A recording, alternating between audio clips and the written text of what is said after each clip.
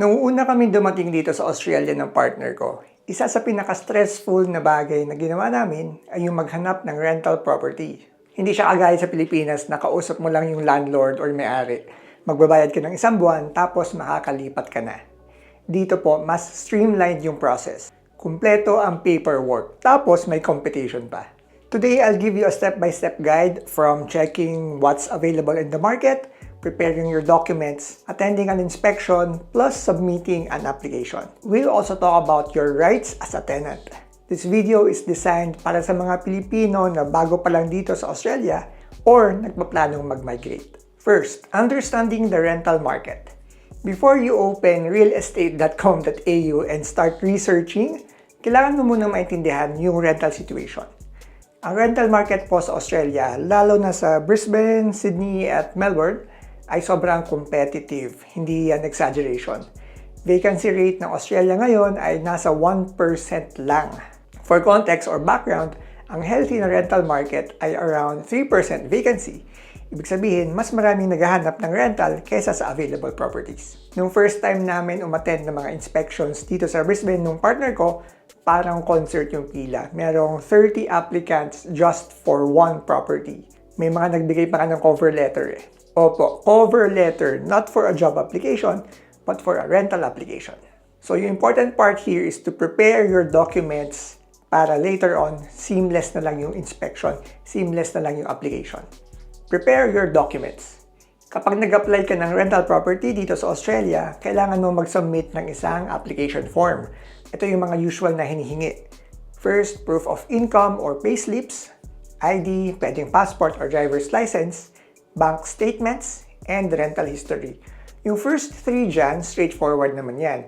Pero medyo tricky yung rental history, yung fourth one, especially if first time nyo mag-rent dito. Ano ba yung rental history? It is a ledger you can request from your previous property managers. In our case, proof lang ito na nakapagbayad kami ng rent every week. Pero since we are talking about in this video, yung mga first-timers na mag-rent, wala silang rental ledger, di ba? Wala silang rental history. Hindi naman imposible yan kasi everyone starts somewhere paglipat dito sa Australia. So huwag kayong matakot. Ang only downside is hindi kayo pwede maging choosy sa first apartment nyo. Ang good news, marami namang rental agencies and property managers na tumatanggap ng applications na walang rental history since alam nilang reality na maraming first-time renters. Let's talk about the rental sites. And 2 of the most popular sites for rental hunting ay realestate.com.au saka domain.com.au. Pareho silang may mobile app at pwede kang mag-set ng alerts para ma-notify ka agad kapag may bagong listing na doon sa suburb na hinahanap mo or interested ka. Kung interested talaga kayo sa isang specific location or suburb, mahalaga yung alerts kasi minsan mabilis mawala yung mga rental properties na yan. Mayroong times nakakalista lang today tapos next week wala na agad. Minsan mas mabilis pa. Another option is to look at Facebook Marketplace. Ito yung mga underrated para sa mga Pinoy. May mga Filipino landlords doon na nag-rent sa kapwa Pinoy tapos mas personal ang usapan. Personally, hindi namin nagamit to, pero may mga kilala akong doon sila naghahanap. Hindi naman guaranteed na mas mura, pero mas mabilis lang yung communication at mas maiintindihan ka pa nila. Siyempre, mag-ingat po kayo sa mga scam. Kung ang isang listing ay napakaganda na property pero sobrang baba ng rent para dun sa location niya, para dun sa suburb, red flag na yon. So just be careful. Next, attending an inspection. After you registered for an inspection, ready ka na for the open home or open house. Inspections only take about 5 to 10 minutes, but of course, allot some buffer time for the travel time.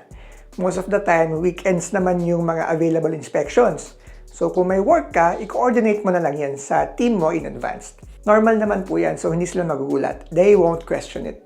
Pro tip is to always register dun sa inspection, dun sa open house. Hindi dahil nakita mong may specific time, magpapakita ka na lang unannounced.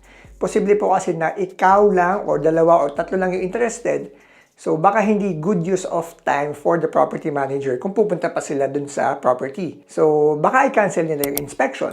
Kung hindi ka registered, hindi mo alam na canceled pala. Okay, during the inspection, ano yung mga tips? Dati nagtatanong pa kami right after the inspection or during the inspection kung ano ba yung next steps. Pero after attending multiple inspections in the last 3.5 years, Na-realize po namin na modern na talaga yung process dito.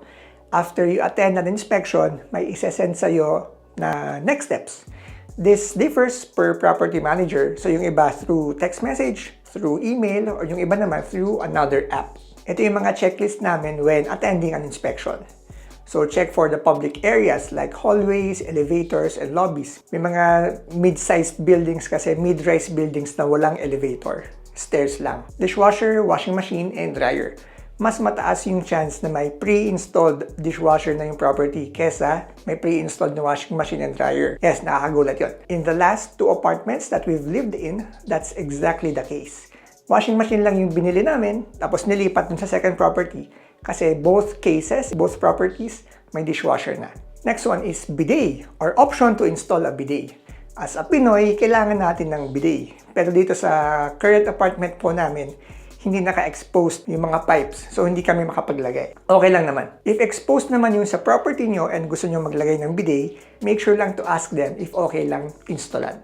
Fourth one is location of the microwave. Some microwaves are designed to be in an alcove. Yung iba, kailangan na bukas yung taas. So, before you buy a microwave, check the kitchen layout. Next one, stove. Induction ba or gas stove? Nahirapan kami dun sa first rental property namin kasi induction cooker.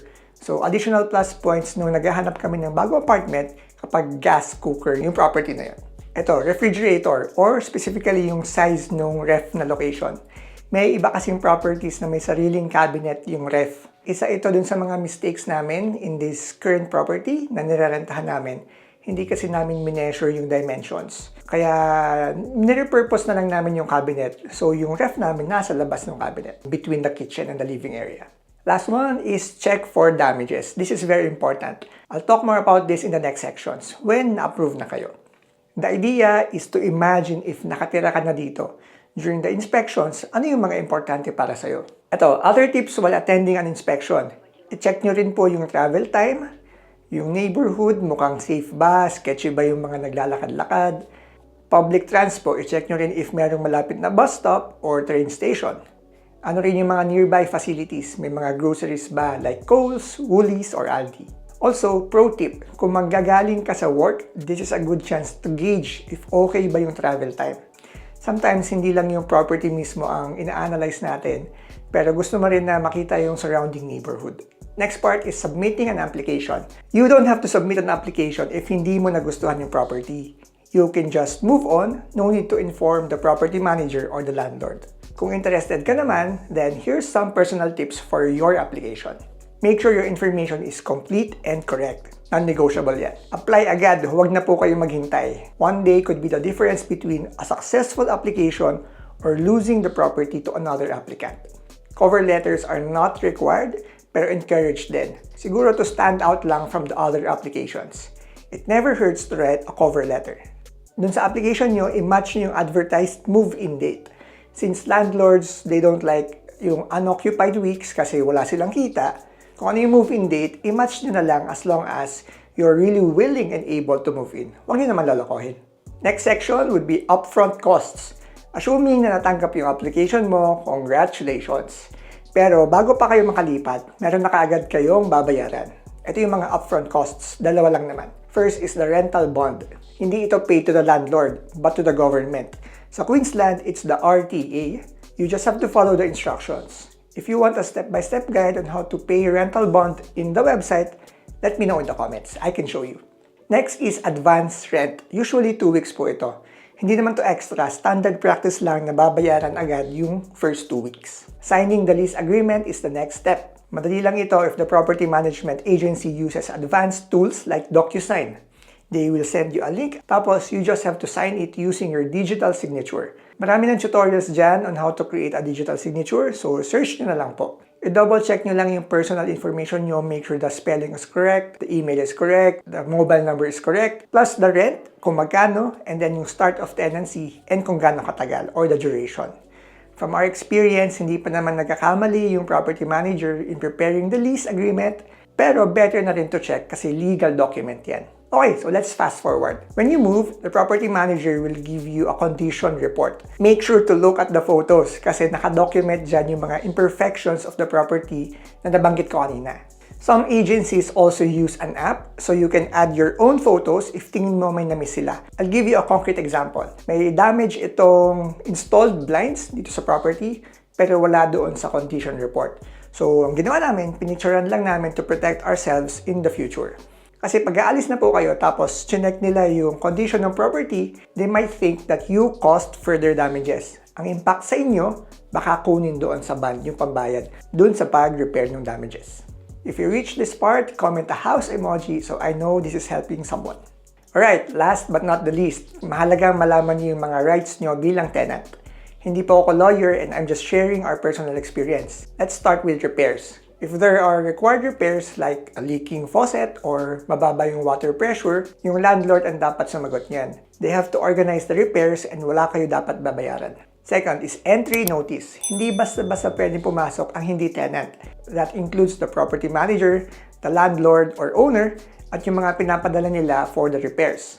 They have to give you notice via email or in your physical mailbox at least 24 hours before. If they fail to give you the notice tapos pumasok sila, that's a violation of your tenant rights. Next one, rent increases. Recently, may law na nag-limit ng rate increases to a maximum of once per 12 months. Ibig sabihin po, if you signed a lease, the landlord cannot increase your rent just after 6 months. They have to wait for a full year to have a further increase. If you want to end the lease naman or ayaw nyo nang mag-renew, then you have to let your property manager know within a given period. Tapos, what usually happens is they will put the property on the rental sites like Domain and Real Estate. Tapos, uulit lang yung process. Magiging available na ulit yung property nyo for an inspection. Again, they have to notify you if merong scheduled inspection para ma-prepare nyo yung property for the next potential tenants. That's it. If you want to see real costs of living in Australia, in Brisbane specifically, click here.